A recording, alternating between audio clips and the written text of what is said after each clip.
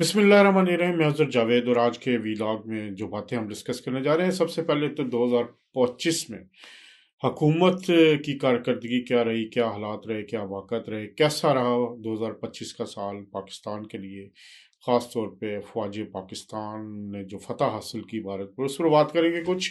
और बात करेंगे 2026 और 25 के हवाले से ही जो हिकमत अमली थी तहरीक इंसाफ की, उसमें क्या कामयाबी मिली इनकी, और 26 में भी क्या होने जा रहा है उस पर बात करेंगे।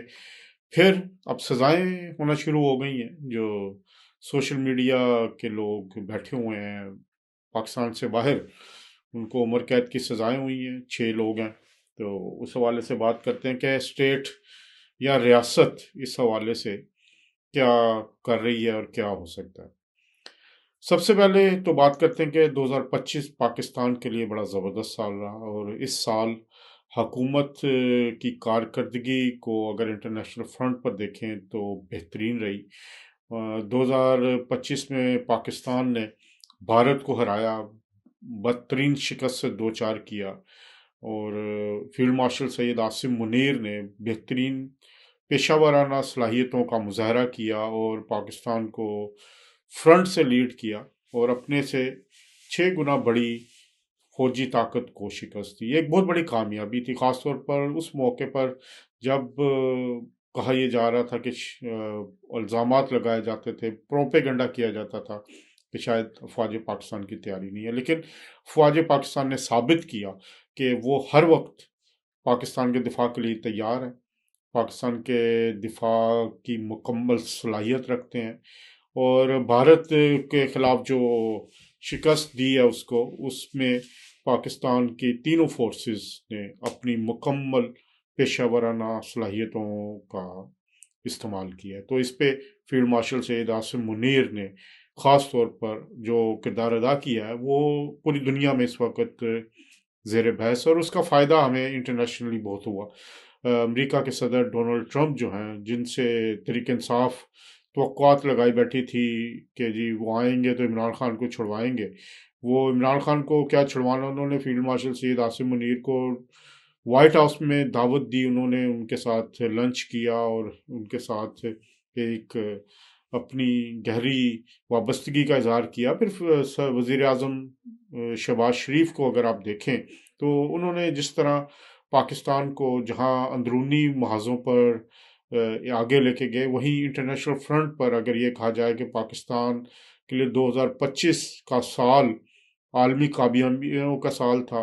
गुज़िश्ता 2 दहाइयों से ज़्यादा अरसे के बाद पाकिस्तान पहली दफ़ा इतना प्रोमिनेंट हुआ है दुनिया भर में, और दुनिया भर के जो ममालिक हैं, अमेरिका हो, बरतानिया हो या दूसरे ममालिक, वो पाकिस्तान से बात करना चाहते हैं, इंगेज करना चाहते हैं। तो आलमी सतह पर पाकिस्तान का एक बहुत पॉजिटिव और बड़ा रोल उभर के आया, पाकिस्तान खित्ते की एक सुपर पावर के तौर पर सामने आया, और भारत की जो हैसियत है वो शिकस्त के बाद वो बुरी तरह डैमेज हुई है।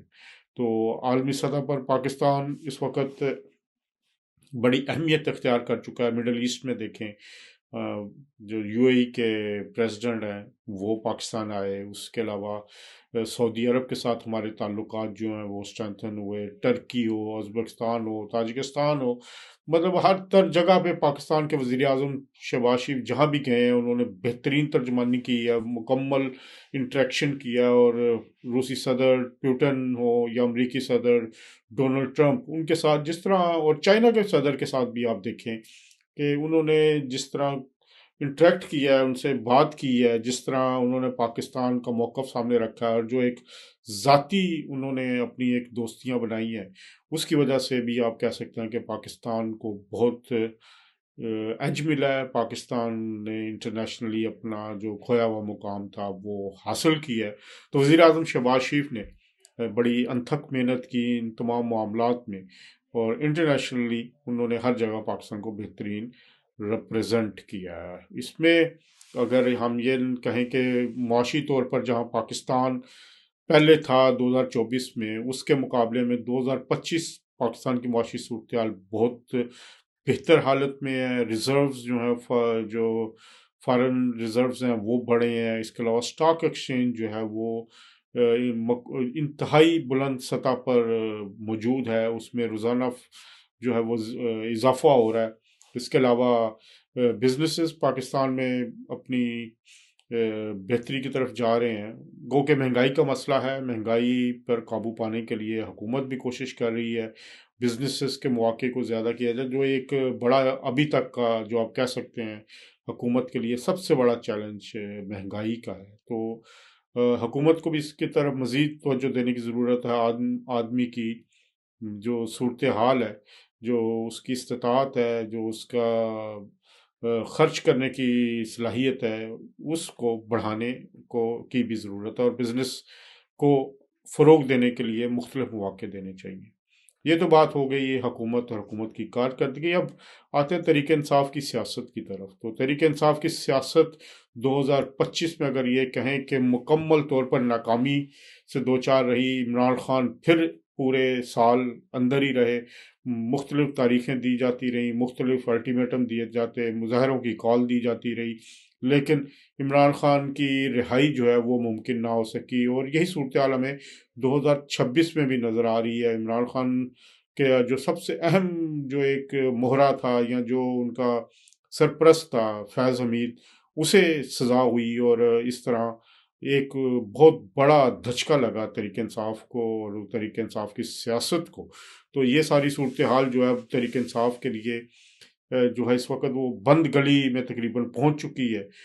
ان کے پاس صرف ایک ہی راستہ بچا ہے، وہ ہے مذاکرات کا۔ مذاکرات بھی وہ اسٹیبلشمنٹ نہیں، سیاستدانوں سے کرنے کی بات ہو رہی ہے۔ تو اس وقت اسٹیبلشمنٹ کی طرف سے جو صورتحال جو ہمارے سورسز بتاتے ہیں کہ 9 مئی کی معافی مانگنے تک تحریک انصاف کے لیے کوئی معافی نہیں ہے۔ تحریک انصاف جب تک 9 مئی سانیہ 9 مئی کے حوالے سے جو کچھ کیا گیا، جو اس فوجی انسٹالیشنز پر حملے کیے، اور جس طرح ایک منصوبہ بندی کے ذریعے بغاوت کی کوشش کی گئی، اس پر معافی مانگنے تک جو ہے وہ جو لچک کوئی نظر نہیں آ رہی۔ تو یہ باتیں سارا کہنا جی کہ معافی تحریک انصاف کے لیے راستے نکل رہے ہیں، یہ ایک سراسر پروپیگنڈا اور فیک نیوز کے کلاسک مثال ہے، کیونکہ اسٹیبلشمنٹ جو ہے وہ کسی بھی قسم کا تحریک انصاف سے رابطہ نہیں رکھنا چاہتے۔ تو دوسری طرف تحریک انصاف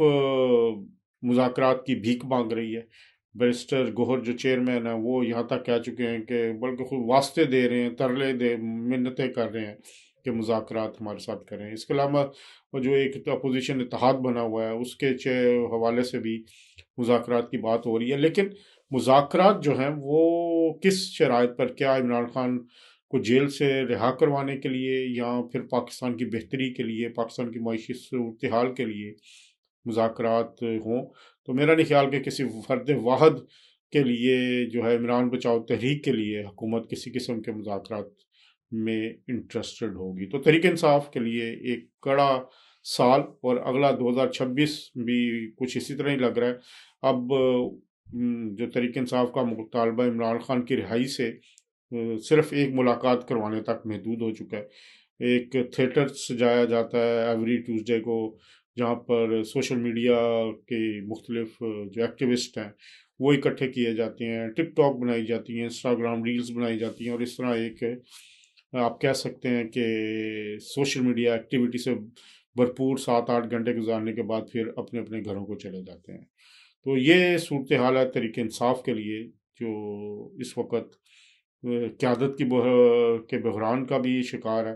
یہ کئی گروپوں میں تقسیم ہو چکی ہے، اور ہر گروپ جو ہے وہ اپنی منمانی کر رہا ہے اس وقت، اس لیے کوئی جامع تحریک کا کسی قسم کا کوئی امکان نہیں لگ رہا۔ 8 فروری کو ایک احتجاج کی کال دی گئی ہے، اور اس کا حال بھی پرانی جو پہلے دی گئی کالز ہیں اسی پر ہوگا۔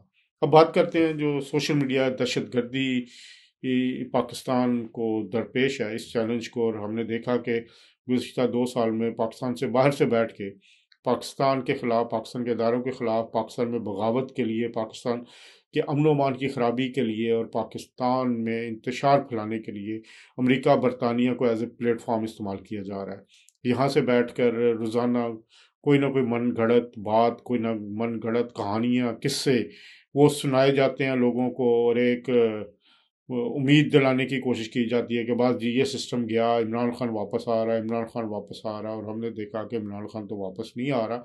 लेकिन इन लोगों के जो अकाउंट है वो डॉलर से भरते जा रहे हैं, और फेक न्यूज़ की कहानियों पर जो लोग बाहर बैठे हुए हैं वो अपना रोज़गार वाबस्ता किए हुए हैं।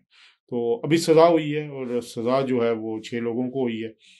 ये एक बड़ा वाज़ेह पैगाम है पाकिस्तान की तरफ से, रियासत पाकिस्तान की तरफ से, पाकिस्तान के इदारों की तरफ से, अदलिया की तरफ से, और प्रोसिक्यूशन है जो पाकिस्तान की उसकी तरफ से, कि पाकिस्तान के ख़िलाफ़ जो डिजिटल दहशतगर्दी में मुलविस लोग हैं उनके लिए कोई माफ़ी नहीं। ये अभी पहला फ़ैसला आया, इस तरह के और फैसले भी हमें आते नज़र आएंगे, क्योंकि आलमी सतह पर भी इस तरह के जो दहशतगर्दी को सपोर्ट करने के लिए मुबैना तौर पर जो मवाद शाया किया जाता है उसको डिस्करेज किया जाता है। इवन बरतानिया में भी हमने देखा है कि गुज़िश्ता चंद महीनों में सोशल मीडिया पर इंतशार फैलाने वाली, पोस्ट करने वाले लोगों को सजाएं हुई हैं। तो ये एक ऐसा कदम है जो बैरून मुल्क मुकीम ओवरसीज़ पाकिस्तानी जो इस तरह की हरकतों में मुलविस हैं उनको वाज़ेह पैगाम दिया जाएगा कि ये एक रेड लाइन है, इसको अबूर करने वाले के लिए कोई माफ़ नहीं है। अब तक के लिए इतने, इंशाल्लाह दोबारा मुलाकात होगी, तब तक के लिए अल्लाह हाफ़िज़।